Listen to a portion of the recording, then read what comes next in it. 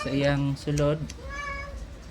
Inside the package is holder para sa speedometer. Asay adapter na ati tawag ani term, kalimot ko. Adapter siya sa different size of handlebar. Then naasay screw and allen key. Then mauni ang iyang speedometer. Pangan kay GPS bicycle computer, wala dyan siya ka ng pangano. And ang box niya is hindot man sa pagka-box. And bugat sa siya. So, tanaw na to skilled. Naka GPS na siya. Rechargeable. And tugay malubat up to 30 hours.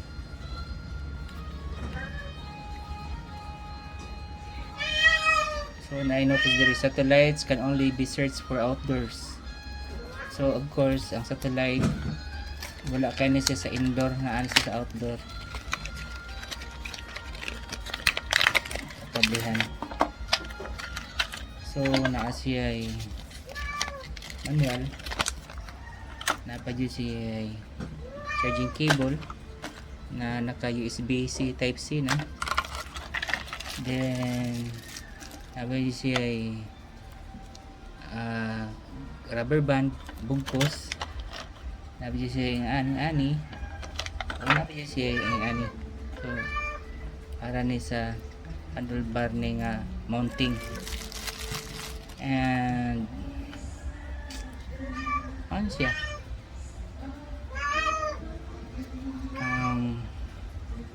Unit. So sa tanaw ni mo niya dili kay siya kanang mahalon tanawon. So testingan nato unsa ni siya. Wala pa sa button siguro ni. Diri ang charging station or charging basta chargeran diri. Then clip mount ang on and off. Wala gibutang bisan ni adara on and off. Tingnan nato mo on ba. So mo on siya. Naa siya ay power. So naka-indicate diri ang satellite icon. Then battery, and this one is the speed meter siguro, real low. Then trip distance in kilometer na yan nakakuan.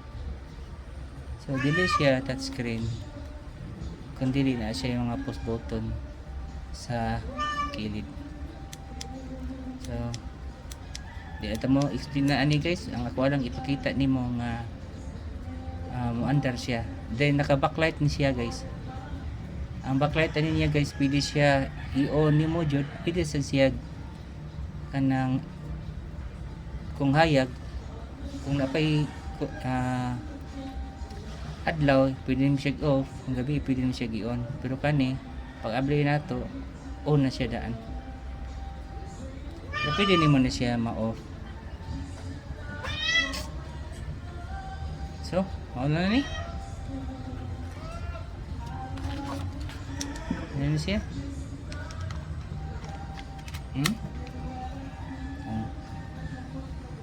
Gini direct sa handlebar. So okay kayo, pero dili ni kayo siya mahalon nga mounting guys ha. Pero kasaligan gyapon ni.